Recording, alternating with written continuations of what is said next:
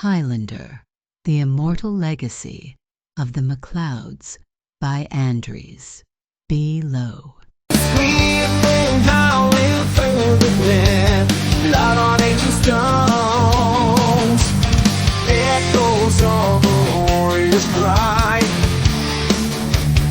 Bones beneath the throne, castles shrouded in mist, ghosts of battles past, legacy carved in granite, legends built to last. Burning eyes in the night, neath eternal light. Shadows dance with the flame, Highlands scream their name. Steel clashing in the dark, warriors rise and fall, echoes in the cold wind, answering the call, ancestors whisper low, secrets lost in time, history. Episode 2. The First Lesson. Dawn broke over the MacLeod property, painting the training grounds in shades of gold. Duncan stood watching his son, katana in hand, memories of his own first days of training with Connor MacLeod flooding back. Jacob approached, carrying the sword Duncan had given him the night before, a classical Spanish rapier that had once belonged to Juan Sanchez Villalobos Ramirez. Before we begin, Duncan said, his voice carrying across the morning air, there are rules you must understand, rules that have governed our kind for millennia. Jacob gripped the sword's hilt, his knuckles white. Like what happened last night, when I felt Methos before I saw him. Yes, Duncan circled his son slowly. that sensation, we call it the buzz. It's how we recognize our own kind. It's both a warning and a call to battle. But the most important rule is this: we fight one-on-one. No interference, no weapons but swords or axes. And if we lose? Jacob asked, though his eyes suggested he already knew the answer. Duncan stopped facing his son. In the end, there can be only one. When an immortal takes another's head, they receive their power, their knowledge, what we call the quickening. It's why some hunt us. But there are sanctuaries. Sanctuaries? Holy ground. Duncan gestured toward the small chapel visible through the trees. No immortal can fight on holy ground. It's our one absolute law. Break it and... He shook his head. The last time that happened, Pompeii was buried in ash. Jacob's eyes widened. That was because of immortals. There's much about history that isn't in books, son. Duncan raised his katana. Now your first lesson. Show me how you hold your sword. Jacob lifted the rapier, mimicking what he'd seen in movies. Duncan shook his head, stepping forward to adjust his son's grip. The sword is an extension of yourself. Duncan explained, guiding Jacob's hands. Not a tool, not a weapon, a part of you. I've carried this katana for centuries. It knows my thoughts, my movements. Did your teacher tell you that? Jacob asked, working to correct his stance. A sad smile crossed Duncan's weathered face. Connor MacLeod, my kinsman, my teacher, my friend. He found me after my first death, just as Methos found you. He taught me everything I needed to survive. But I have had many other teachers in my life also. But I did tell you this last night. What happened to Connor? Duncan's eyes darkened. He sacrificed himself to save me from an ancient enemy. His quickening made me strong enough to face what was coming. He shook off the memory. But that's a story for another time. Now we focus on the basics. For hours they worked on footwork and basic forms. Despite his mortality, Duncan moved with fluid grace, decades of muscle memory making his demonstrations flawless. Jacob watched, learned, stumbled, and rose again. As the sun climbed higher, Methos appeared at the edge of the training ground, observing silently. Duncan noticed how the ancient immortal's hand never strayed far from his own sword. They both knew what was coming. Again. Duncan commanded, bringing Jacob's attention back to the lesson. Remember, every movement must have purpose. In a real fight, hesitation means death. You mean final death? Jacob corrected, resuming his stance. Yes. Duncan's voice grew serious. There are immortals who live only for the game, the endless contest between our kind. Some, like Methos, avoid it when they can. Others... He paused, choosing his words carefully. Others, like Jupiter, hunt aggressively, taking heads to grow stronger. Jacob lowered his sword. Jupiter? Who is Jupiter? An old enemy. Methos spoke up, stepping onto the training ground. One who's been hunting more actively lately. That's partly why I was in the area when I felt your awakening. That is how I found you when you crashed your car. Duncan nodded grimly. Which is why we train. You're unique, Jacob. Born of an immortal who chose mortality, awakened to your own immortality. Some will want to take your head simply to see what power your quickening holds. Then teach me. Jacob said, raising his sword again. Teach me everything. Pride swelled in Duncan's chest as he resumed his fighting stance. His son might have inherited immortality, but that MacLeod determination, that was learned by example. A shadow crossed Duncan's face as another student flickered through his memory. Richie Ryan, young, brave, determined, gone by Duncan's own hand.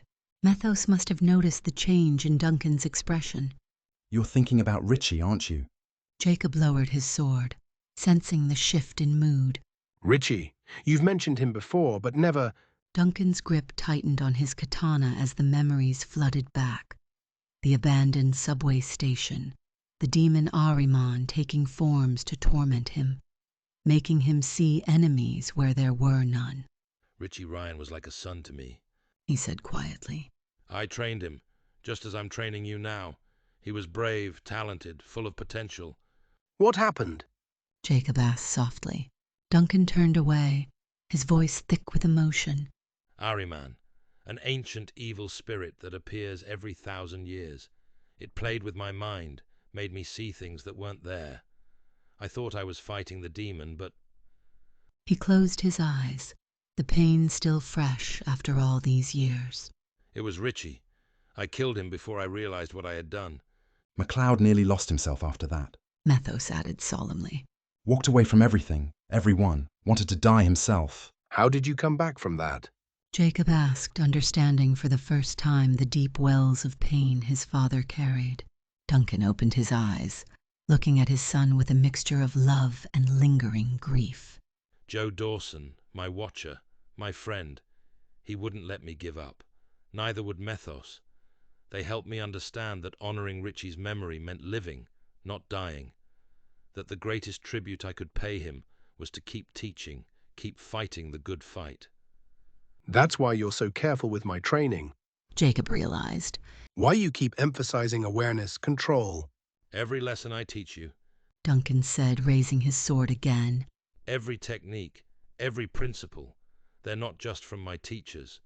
They're also from my mistakes, my losses. Richie taught me the hardest lesson of all, that immortality doesn't make us infallible. We can still be deceived, still make tragic mistakes. The demon Ahriman Methos added. showed us that not all battles are fought with swords. Sometimes the greatest enemies are the ones in our own minds. Duncan stepped forward, placing a hand on Jacob's shoulder. When I train you, I'm not just teaching you how to fight. I'm teaching you how to live with the weight of immortality, the triumphs and the tragedies. Richie's death nearly destroyed me, but it also taught me the true price of what we are. Every decision we make can have centuries of consequences. Raising his rapier once more, Jacob nodded solemnly. Tell me about him, about Richie. I want to know the good memories too. A small smile touched Duncan's lips as they resumed their fighting stances. He was fearless, sometimes too much so. Reminded me of myself when I was young. The first time I trained him with a sword.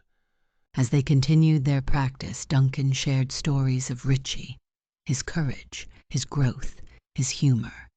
Each memory was a tribute, each lesson a way of keeping a part of Richie alive.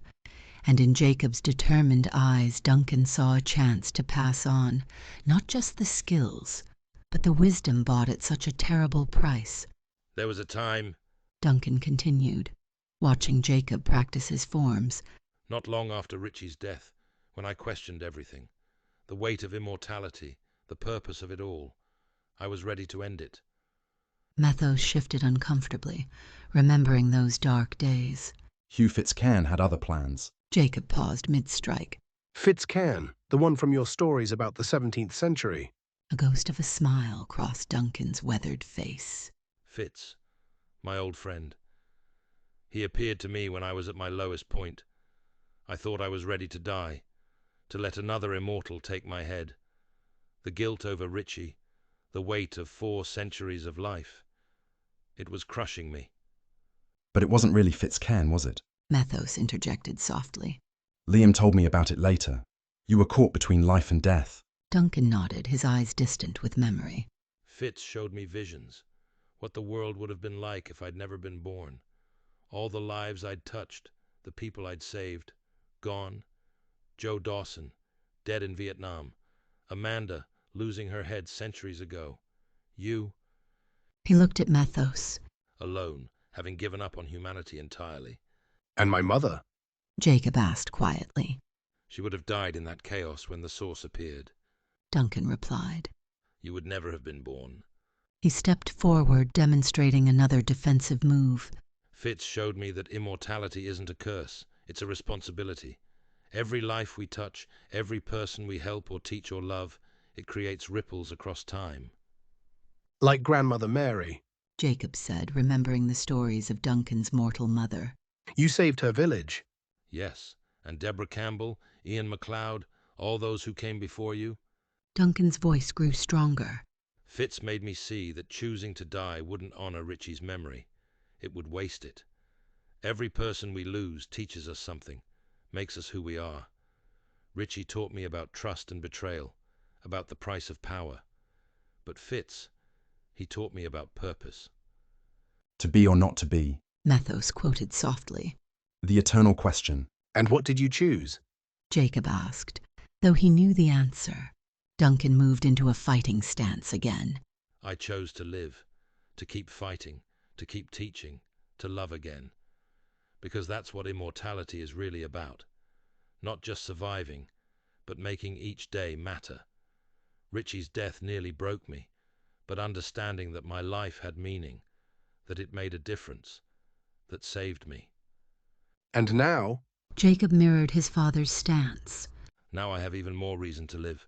Duncan said, his eyes full of pride as he looked at his son. The game goes on, but it's not just about winning anymore. It's about what we leave behind, the legacy we create. Fitz helped me see that every life, mortal or immortal, creates a tapestry of connections. Pull one thread, and the whole pattern changes. Duncan said, beginning another sequence. Immortality isn't just about living forever. It's about what you do with the time you have. Every day, every year, every century. It's a chance to grow stronger, to learn, to become more than you are. Their blades met in a controlled clash, the ring of steel echoing across the morning air. Jacob was learning quickly, Duncan noted, the way he adjusted his grip, the fluidity of his footwork. The blood of both the Highlands and the Source ran through his veins. Your opponent Duncan continued, demonstrating a complex parry. will try to force you to react rather than act, control the tempo of the fight. He stepped forward, his katana weaving a pattern Jacob struggled to follow. Feel the rhythm of the blade. Let it become an extension of your will. Jacob attempted to mirror the movement, his rapier whistling through the air. The Spanish blade was lighter than Duncan's katana, requiring different techniques, different angles of attack. Good. Methos called from the sidelines. But watch your left side. You drop your guard when you pivot. Duncan pressed the advantage Methos had pointed out, forcing Jacob to adapt quickly. Every immortal you face will have their own style, their own favorite tricks. Some will be faster than you, others stronger. The key is to Adapt or die. Jacob finished, managing to deflect Duncan's thrust. Precisely. Duncan stepped back, lowering his sword. You're learning to read my movements, anticipate my attacks, but I'm teaching you in a controlled environment, a real fight. Is chaos. Methos interjected, walking closer. No rules, no honor, just survival. The techniques Duncan's teaching you are important, but equally important is learning when to break them. As they trained, Methos watched from the sidelines, his ancient eyes seeing patterns repeat themselves across centuries. A teacher and student, father and son, the old passing knowledge to the new. But in his gut, he felt a storm coming. Jupiter was out there, and the game was about to become more dangerous than ever. Duncan noticed the shadow crossing his old friend's face. What is it? Just remembering. Methos said quietly. The last time I saw Jupiter, he'd already taken 12 heads in a month. He's not just playing the game anymore, he's trying to change it. And now, with Jacob's awakening. He left the thought unfinished. Duncan understood. His son's unique nature, born of an immortal touched by the source, made him a target unlike any other. Jupiter wouldn't be the only one hunting him. We should move on to defensive techniques. Duncan said, raising his katana once more. Learning to survive is more important than learning to kill. Jacob nodded, settling into his stance again. The weight of Ramirez's rapier felt more natural now, as if the ancient blade was accepting him as its new wielder. Focus. Duncan commanded. Remember what I told you about the quickening. It's not just power, it's knowledge, experience. Every immortal who falls transfers a part of themselves to the victor. That's why some become addicted to it, hunting relentlessly for more power, more knowledge. Like Jupiter. Like Jupiter. Duncan confirmed. Now, let's work on your footwork. The best defense sometimes is simply not being where your opponent's blade is. The morning wore on, each lesson building on the last. Duncan could see his son growing more confident with each passing hour, but he also saw the weight of understanding settling in his eyes. The game was more than just survival. It was a responsibility, a test of not just skill, but character.